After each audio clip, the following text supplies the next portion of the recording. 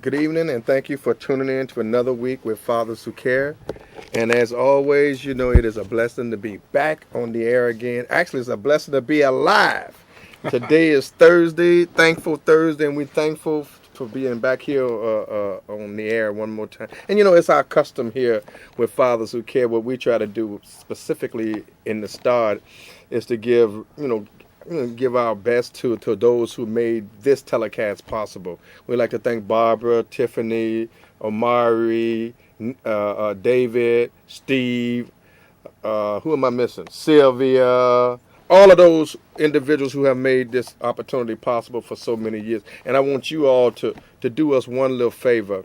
We want you if you think that this type of broadcasting is important, we ask that you get in touch with your elected officials, particularly your aldermen, committeemen, and whomever who think this type of venue is important, and let them know to support the endeavors of CAN TV and this type of broadcasting. Of course, this is no stranger to the air. I'm just glad that he gave us another opportunity to kind of network none other than our own alderman and committeeman, Jason Ervin, who has been extremely supportive of Fathers Who Care, the West Garfield Park Youth Council, and all the endeavors that we do. And I needed to get him back on the show because a month or so ago, I was called out to a training, and we didn't get a chance to talk with the alderman, and the alderman was here on the show, and he did the show, but we had to bring the show. They told me. They told me you did a good job. We did it, and with the previous guest, and it was a good show. They told me. You get an opportunity to hear from a different side of town and what's going on over there, and how we can work together, because at the end of the day, we all live in one city as one community, and we as a people have to work together if we expect to survive and thrive in this community. I like what you just said when you said networking and with others from another side of the city, because that's all it is. It's just another geographical area, but it's still part of the city. Yeah, we can get a lot out of that. Yes. We can really get a lot. But let me do this, Alderman. I really want to bring you in here for a few reasons. I wanted to bring you in here first to commend you on the work that you're doing specifically in the 28th Ward, West Garfield Park, but also thank you for the work and support that you always rallied around our young people in the community. Anytime we've needed you, anytime they've needed you, you've never hesitated to come out and be supportive of them. And I mean, it ain't like you don't have a lot to do. You do have your stuff to do. But we just want to thank you for the work you're doing. And as always, we've always tried to extend ourselves to you, because we know you always doing all this stuff. I appreciate the help, and we're trying. The support, and I think the work that you all are doing is very helpful in the West Garfield Park community. And it's really, I've always viewed West Garfield, and after we've had a lot of challenges, and we continue to have challenges, but we still need viable community organizations working in West Garfield Park to help improve it. Well, and that's what we're doing. We're here to do. I mean, of course, we are no better than no one, no less than anyone, but we do have a serious stake in the community. We have our church in the community, and of course, we have Fathers Who Care in the community. And I come up under the leadership, as you know, of our senior pastor, Dr. Marshall Hatch, and we really particularly want to make a difference. We're going to show you this Saturday if y'all watching, because we're coming out serious this Saturday to do some evangelism and to empower young folks and the community. Well, and that's what we have to do. Yeah. So we definitely have to evangelize and go out and have positive conversations with folks. Otherwise, the only negative will reign. So with that said, look, I want to do this here. Look, we're talking to the alderman tonight, Alderman Jason Ervin of the 28th Ward. We're going to be talking specifically about how we can promote a safe and drug-free community, how we can possibly reduce underage drinking. I know what you do. I mean, I don't know everything you do, but I kind of keep my ear open with you because I know you there. Okay. And I know you in the loop. And I know you trying to make sure that our community is safe. Yes. That our community is not influxed or ravaged by drugs and substance abuse. And I know you really got a passion for it, all right? It ain't just a walk-through thing for you. But I really want to talk to you personal, and then I want to go into and talk to you about some social things and some things that's in the air that we're getting ready to pursue. You know about some of the endeavors that we've been locked into and we definitely gonna walk this thing real fine and real thin, and we're gonna do what we're supposed to make sure that we save these young folks' lives. Yes. That we kind of reduce underage drinking in our community. Man, I went to some stores, Alderman. I kid you not. I went to some stores and took pictures. They had shelves and shelves and shelves and shelves and shelves of different color blunt papers. In blunt cigars. Right. I've never seen nothing like that before. Well, there are a lot of things that you'll see in our community that you won't see in other communities, and it comes down to a couple of points. One is education. Secondly is economics. They won't put something where people won't buy it, and we can speak volumes with our dollars and not necessarily have to purchase substandard materials, merchandise, and stuff that's really designed to kill us or designed to put us in a state where we become victims. Well, and I appreciate that. And I've been piggybacking with some of my seniors, all right? Our seniors, all right? Mm-hmm. Some of our sisters in the neighborhood who really have a serious voice. If you really want to be a part of something that's moving, get with the seniors. Yeah, they always, the folks with time on their hands and they can really get some stuff moving. And they do. Have some. We have some in our community just as well as you know. So. Yeah, they don't play either. But Alderman, I want to ask you specifically. I want to get personal with you, and then I want to get back into some of this stuff here.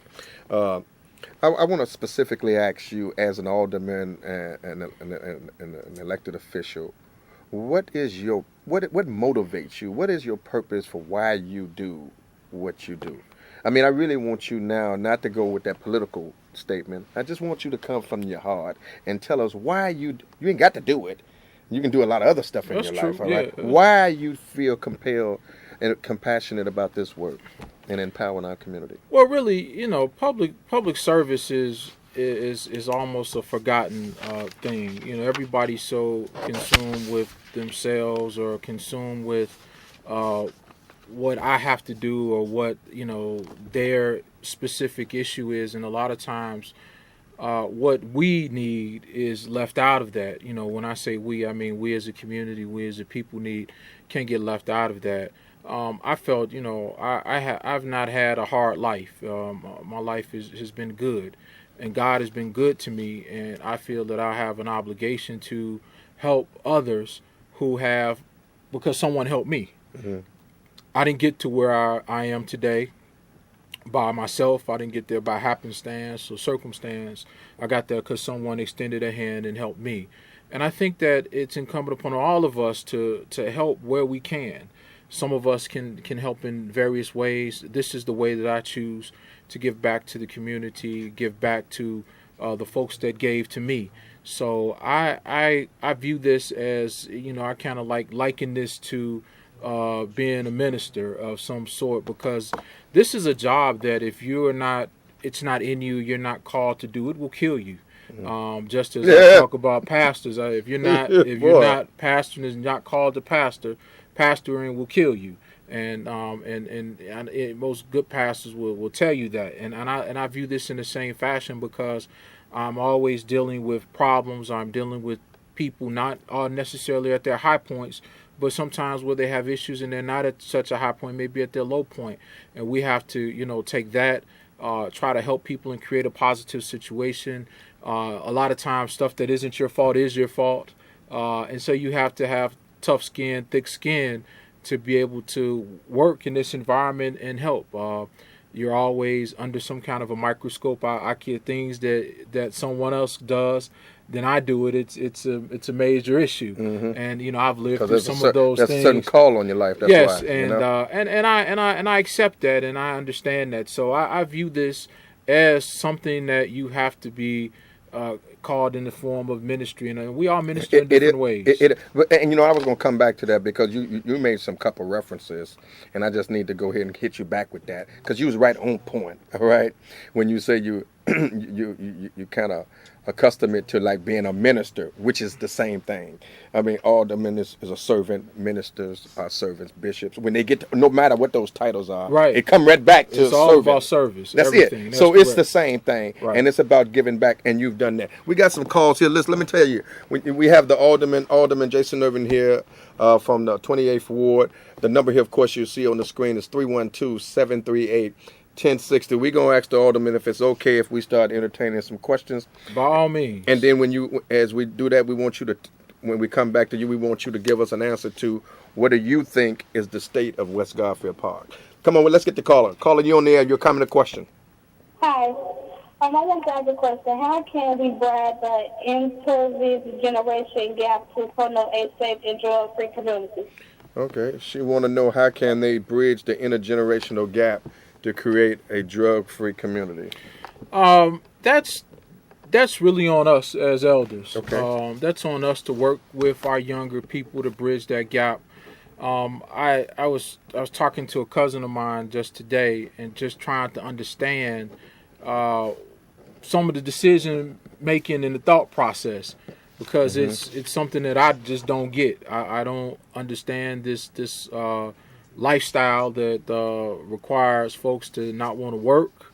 Help me to understand this, and that everything is microwave, quick and easy. Yeah. So it's on us to reach our younger people and methods and ways in which they can understand and work with. And that's why even me being one of the youngest aldermen in the council, I turned 40 this year. Congratulations. But, we're talking about our young people, the ages 13 to 25. Yeah. And, we're we're a generation apart. And having to relate some of the challenges and issues that they're facing, when I was 15, I didn't have to see you. They just weren't there. And, we have to do a better job as elders reaching our younger people, not necessarily asking them to meet us where we are, but to meet them where they are. And again, that's the hand up and not necessarily a hand out. Yeah, Alderman, you see that the phones are lit up, literally, which I expected that. But what I really want to do when we start entertaining some calls, I want you to just be you, which you are.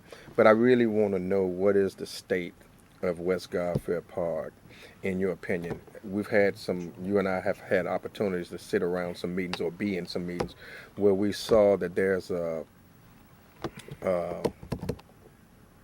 consciousness in the community, or where we're trying to reduce underage drinking. How about that? Okay. And so we have a serious thrust or a serious mission or passion, some of us who are pursuing SAMHSA coalition building and DACA and all that kind of prevention first, all this kind of stuff. We're really trying to bring some serious impetus in our community and get people working together first, all right, which is hard. Believe me, it's hard. It is more than a no. It ain't like the church where everybody come to work, all right? Well, that can be hard too. So, yeah, it is hard, but the people, they don't come for us, they come for the Lord. So it's easier that way, all right, because they serving Him. But when you get people to come out to try to build up each other and the community, it's more than a notion. Alderman, I kid you not. But that's one of our challenges, is to save these young folks' lives. But we've been given a challenge to also, in the process of that, identify vendors, liquor stores, and the alike, who may be selling to young folk and or allowing shoulder tappers outside. How young folks can go and tap them and go buy me something. Yeah. Now, I ain't gonna lie to you, when I was young, I did it. When I was a little bitty boy, not little bitty boy, but you know what I mean. When I was young, when I was going to high school and that kind of stuff, we saw that stuff, we did it. But now it's a whole different thing now. Like you mentioned one time in a hearing about this high octane stuff, all right? You wasn't joking, you were serious, all right? And there's some stuff out here, I know it's a drink I heard called 211 or 811 or 812 or whatever it's called, that's so potent that it literally can knock these young people down. Let's ask some questions when we get back. Caller, you on air with the Alderman. Alderman Jason Ervin, what's your comment or question? Hello. Hi, Alderman. How are you? Hi, how are you? I'm great. Look, I have a question for you. And it's a twofold question. And the first question is there a plan designed to destroy the African American community with all the public schools continuing to close? And also, I heard you and Mr. Jones speaking on the different products that are being sold in our communities. And my question is, what can be done to stop these different products that is destroying our people from being sold in these communities? Because I also heard you say that it's basically only in our community that this stuff is taking place, and it's all because we are the ones that are purchasing these products. So what can be done? And I want to listen to your answer. Okay. I'll answer your Thank you second for the question first. I know. Let's go back to the first question where you talk about is there a plan against the African Americans in not just Chicago but nationally in relationship to the schools. I right? believe, and I'm going to say this. I believe that if we do not take some things into our own hands, and I liken this to we can't take the child to the school and expect the school to then educate the child. The education must begin at home. I didn't learn how to read at school. I learned how to read at home because my mother would sit me down and do some things. I think that if the public school system did not exist, we still would have a responsibility to make sure that our children are educated. And so a lot of that I'm concerned about comes back to us as a community and how we react to whatever is going on. It's like when the school closing debates were going on, I had one school that 2 people showed up for hearings and trying At to the school. figure out what were they and we going to do, and it's challenging and to work and work in the situation, and we've got to prioritize things in the community where if this is a priority for us, we have to come hell or high water, make sure that this is what we want and this is what we need. Okay. So I do believe in some respects that yes, I mean there are laws that are gerrymandered against us.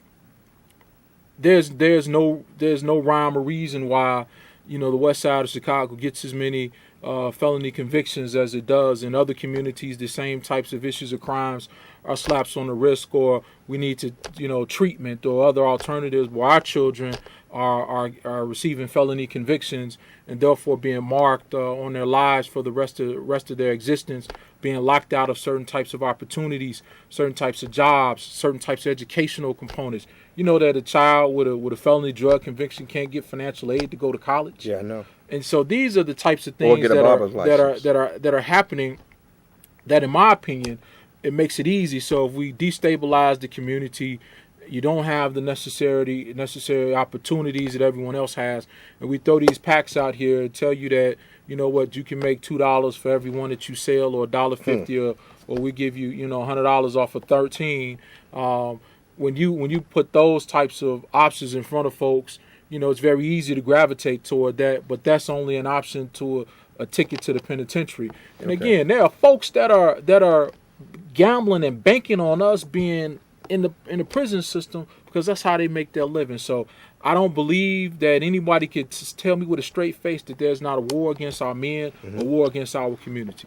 Okay. Listen, I just want to give you some heads up on something right quick. We got some more calls we're going to entertain. If you're looking for some additional information on some training opportunities with CTA, particularly a program called Repair It, give us a call at Fathers Who Care at 773-287-5821. Again, Repair It, CTA program on light diesel mechanical training. Also, I wanted to just echo that the Alderman will be doing the City Sticker Sale Day at your office, right? Yes, we have City Sticker Sales Day coming up this coming Monday on the 23rd of June from 10 a.m. to 4 p.m. at our ward office. Our ward office is located at 2602 West 16th Street, which is right behind Mount Sinai Hospital. Any sticker that you need, you can come in and get. They take cash, check, charge. This year we have a new system for stickers, and so we won't have the same expiration date. Everyone will have a different expiration date depending upon when your license plate expires. Okay. So this year you will have an option to take a short period sticker or a long period sticker. And so the short period option may be A or option B. That is correct. So I took option B because I don't want to have to go stand in line again for I think about 16, 17 months. So my sticker is going to last a year and some change. But if you want the short-term sticker, you can get the short-term sticker. Now, that's 10 months? Depending on when your license expires. Okay. I saw a sticker today outside. Theirs expires in September of this year. Of this year? So they bought a short-term sticker. But then in September, they'll need to buy a new sticker. Okay. So it's designed to spread out all of the lines standing all through the year versus having it done just one time a year. But the seniors, you're over 65, you will stay on a June 30th deadline. So if you're a senior, you still get to stay on the same deadline. Give me that date again. And our meeting date is going to be on Monday, June 23rd. So they can just come to the office. Come to the office. And you'll have all the people there so they can take care of their business. The clerk will be there all right. To take care of all of the city sticker needs that you may have. Let's get some more calls. Listen, again, we're talking to our alderman tonight about how can we all work together. This is what we're trying to do here. We're all trying to work together as sector partners to create and promote a safe and drug-free community, particularly this summer. We don't want to see another child. I mean, you know they're dying. Yes. We just lost another one. Yes. And we don't want to keep seeing this. Now, we got a lot of stuff we're going to be doing in the community. We're going to be doing it in collaboration with our aldermen and others with our churches, but we just don't want to see another child dead. And that's that, the mayor brought out with all the radio stations and stuff, a big message say, one voice, one message, put the guns down. Right. Let's go to another caller. Caller, you on air with our Alderman Jason Ervin. Your comment, please. What is your office doing to empower young people? Okay, thank you for that question. What is your office doing to empower young people? We're doing a couple of things to empower our young people. Right now, I'm in the process of working on our summer jobs program, which we're doing in conjunction with One Summer Chicago as well as the Austin Chamber of Commerce.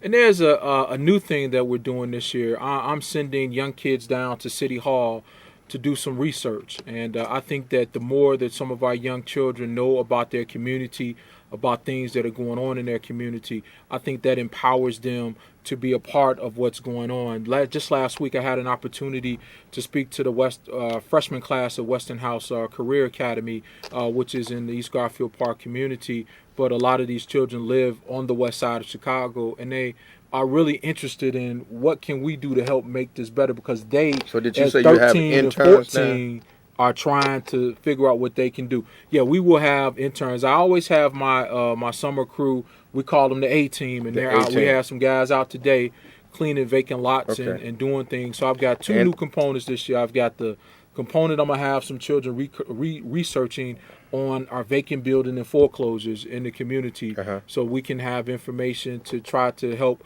stabilize some of these homes. The second thing that we're doing, I think, is going to have an opportunity for mentoring and empowerment. I'm doing a basketball clinic and tournament style for 5 to 6 weeks this summer. We're going to kick this off in the next week and a half. Isaiah Thomas is going to be our lead person here, and we're going to have this going on in 5 parks. 2 of which where can they get information on this? They're going to get information. People that live in my ward will get information in the mail about what we're doing, because I want our young people. So they shouldn't call you. No, they can call, but I'm going to send them the information. Can you give them a number, though, so they can call my office at 773-533-0900. Now, you do put a lot of mail out in the community. I know you do. I get it too. So you got those 3 initiatives, and I don't want to kind of deflate the calls. I want you to be able to have a flow of all of it, if you don't mind. Yes. Let's get another caller, David. You'll come in and question, please. You're talking to the Alderman Jason Ervin. Hello. Hello. Hi. I was calling to ask a question. How can the community keep the youth involved in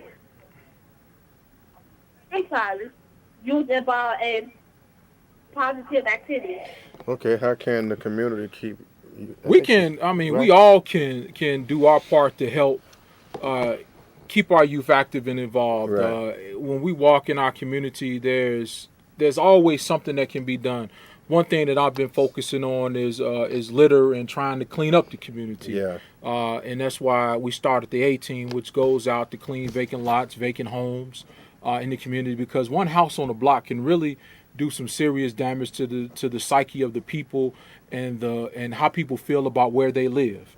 So we want to encourage our adults and our young people to, take an active part in trying to help keep our community clean. We've also started Project Clean Sweep, where we're asking folks to come out on Saturdays on the second and fourth Saturday to come outside of their home at 10 o'clock and let's clean up on the block. If it's in front of your house or the house next door to you or the vacant lot down the street that may be on your block as well. Because when you find that it's amazing when people come together. We're talking about one thing, but we can also try to solve some of our other community issues. But we've got to come together, and these are means by which we want to bring people together. Are you familiar with a training called beverage server training? Yes, Bassett. Bassett, right? Bassett training, right. So do all of the merchants in the community undergo that training? As far as anyone that is Bassett is for people that are serving alcohol. I don't believe that Bassett training is required for people that are selling alcohol in the packaged goods sense, but if you operate a tavern or where people are consuming beverages on premises, then Bassett training is required, where you cannot be able to identify someone's had too much to drink or things that are more of a liability in nature. So couldn't that also be beneficial for those who are the owners of facilities? Oh yeah, I think Bassett training it could be beneficial to just the regular citizen, and especially those that are involved in the spirits and the wines and the alcohol. I think it's definitely helpful. I just know that that's the only place that it is required to be done. But it's definitely helpful. Let me ask you this: what is the ordinance on underage drinking? Basically, in the state of Illinois, you have to be 21 to consume alcohol, to buy or consume alcohol in the state of Illinois. Okay. So here's what we want to do, and we don't know what we ain't targeting no one other than our young people. We're trying to save their lives, but we want to just make sure we want to give information to some of the merchants in the community. We just want to give them the information. If it's beneficial, it's beneficial. Right. But at least you know. All right. We want you to know the ordinances. We want you to know the training, the information about these different trainings and all this stuff. And we want you to be cognitive of this. All right. So that you understand that we're watching and that we're concerned about what's going on. Correct. So we don't want to just come out there slamming people. Right. And also, we're trying to pursue this issue on loitering. Yes.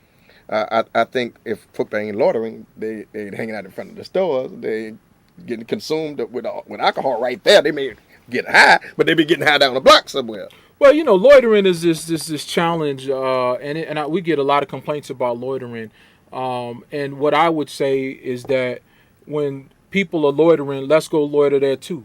Okay. Because darkness and light can't be in the same place at the same time. So I encourage us to do positive loitering while people may want to do negative loitering, drinking and selling drugs. Listen, the time on the wall is going so fast, and I apologize. But again, we got Alderman Jason Ervin here. He's told you to come to his office on the 23rd. He gave you the phone number. We want you to be actively involved in the community. Come on out and be actively involved in the things that we're doing. Contact Fathers Who Care at 773-287-5821. Listen, we're trying to make a difference. We are a community working together. We really believe teamwork makes the dream work. And if we work together, there's nothing that we can't do. It is our community. So anything you got to say in a couple of seconds that we can... Again, I just thank you guys for having me on. No, thank you. I'm always happy to be here.